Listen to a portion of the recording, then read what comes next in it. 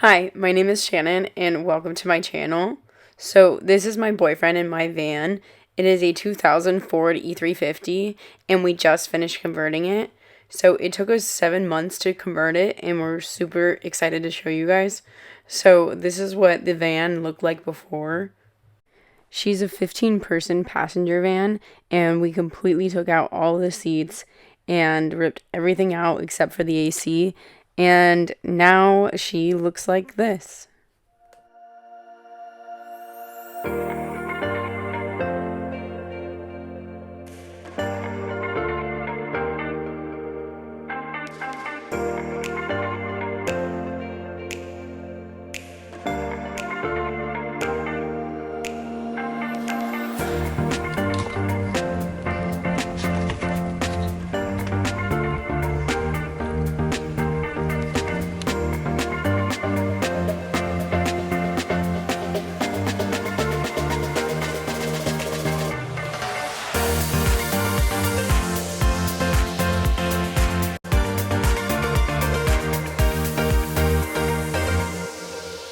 Welcome to our van.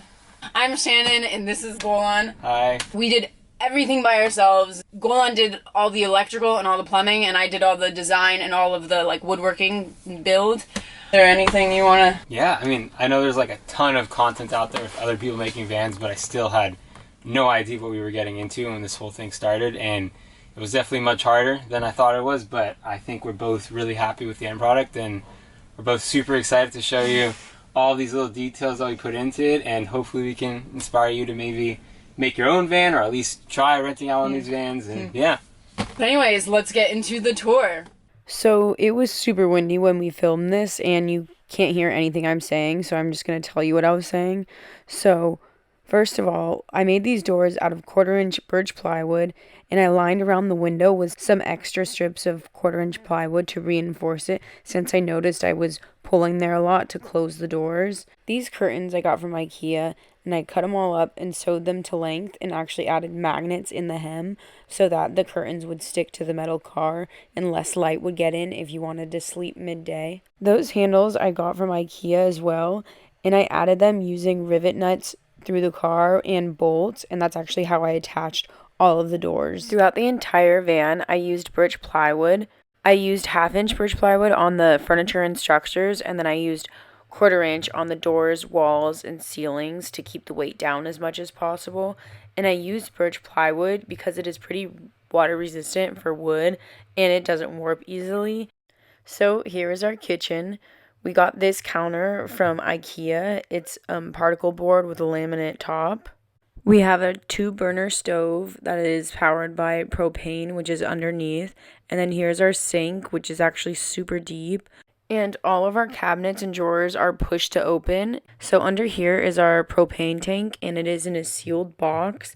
And there's a vent through the bottom of the van going outside of the van because propane is denser than air. So if it were to leak for any reason, it would be vented to outside the van instead of inside.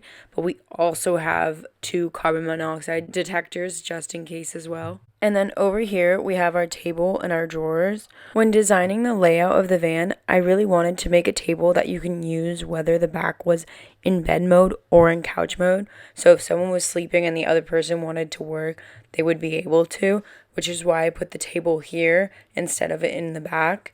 And I actually made the table out of the leftover counter material. So these drawer slides we got from Rockler, and all of the drawers don't actually open while we drive, which is awesome, but sometimes the tables do. And so I'm actually trying to come up with a solution right now and figured I'd ask you guys. Please comment down below if you do have a solution for this or even know why it does it for the tables and not the drawers.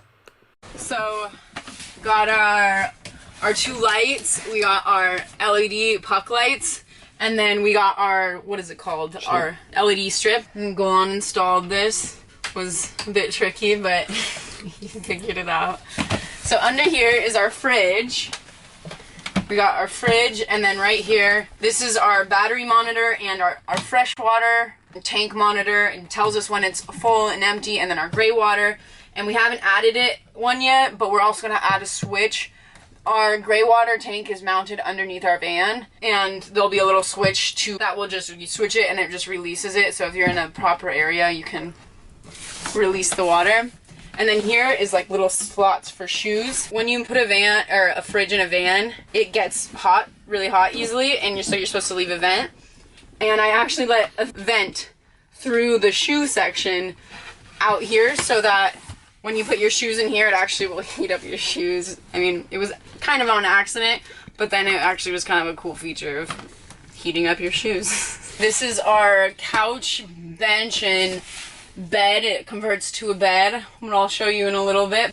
So here is our freshwater tank. It's a 15-gallon freshwater tank, and here's extra storage, and then the plumbing goes through here, so then there's a hose that you can take this hose and take it to a faucet and fill it up from here. And then I call this our like nightstand, but this comes up, and so there's extra storage so you can put clothes or whatever. And then this is our little secondary electrical area, cup holder. And then over here is actually, it's more storage, but it's a false bottom. This thing comes out, and then there's a hidden safe underneath. Actually, there's false bottoms here as well. But under here is just our plumbing and our AC. We have our original AC from our van that I rerouted. So we have an AC outlet here, and then also right here. So our freshwater tank the plumbing goes underneath this all the way to our sink. And then on this side, we have all of our electrical, and then storage. We keep our pillows and blankets and comforter here, and then extra storage. Oh, we have a fan too, and these things are actually really strong. I'm quite surprised. So now Golan is describing our electrical system. Sorry for the wind again. I know it's super professional. But anyways, so we have two 150-watt solar panels that we bought on Amazon, and they run everything in our van minus the propane for our stove, obviously. So now Golan is going to describe the electrical system inside of our van. So I'll give a brief overview. Basically, power comes from the sun, from the solar panels. They run through something called the charge controller. The charge controller is right there. Right now, we do have it unplugged because we ordered a new one, something that's a little better for our system. Yeah, ours broke. Yeah, so we're looking forward for that new one. But yeah, the power comes from the sun, and then they're stored in these two batteries. They're both around 240 amp hours each, so together around 480. But that's enough to pretty much keep you running as long as you have constant sun. You're able to, charge your phones, you use any appliance you want, or most appliances for the kitchen. But yeah, we have a couple kill switches just in case things do go wrong. You want to have some kind of like insurance policy set in place where, it'll shut off if something does go wrong. Yeah, from here we have the inverter. The inverter allows you to just plug in your phone directly into an outlet that's, different voltage to plug into that. Some things are going from the inverter, and then a lot of our power goes to our fuse box. Everything from the fan, the lights, they're all running directly to that fuse box, which, our LED strip pushes out the power. Yeah, the LED strip. That's the main hub of electrical over here. Then we had a whole other issue that we had to figure out. We had to figure out how to run power to the other side of the van. Obviously, you can see there's, no clear path that we could run wires across. If you do have any suggestions on how to get power to the other side of the van, our solution ended up working, but definitely took a lot of effort. We ran a hose through that starts here, and it's above the ceiling, and all the wires had to go through this small little hose, but it came out down there. But yeah, and once we realized that we had all this power that was coming from the other side, we decided to add a couple different components. Specifically another fuse box, a fuse block that allows us to connect a bunch of other appliances that are on this side, mainly the plumbing stuff. It's all on this side, and then a couple different appliances like our stove and other stuff will run to here. The other thing that I really think is important to add is that when building this van, I feel like I really learned how amazing it is to harness the power of the sun. I know you hear about it in homes, you hear about it in a lot of different things, but it's amazing that we do have this technology. It's really cheap. So if you're renting, you're owning, or you even have a van, solar really allows you to, first off, you know, save the planet, but also save a bunch of money, and allows you to really feel connected to Earth. It's really cool. It's really cliche, but it is really awesome that these lights are powered by the sun, and you don't need any kind of gas and electric company to do that. So yeah. I think that's awesome, and I hope that we continue to grow solar panels into other parts of our lives, and yeah. So now to convert it into bed mode, under here I have these two little panels that fit right here. So this just slides right out, and it has these little ledges that it fits right into. You can see.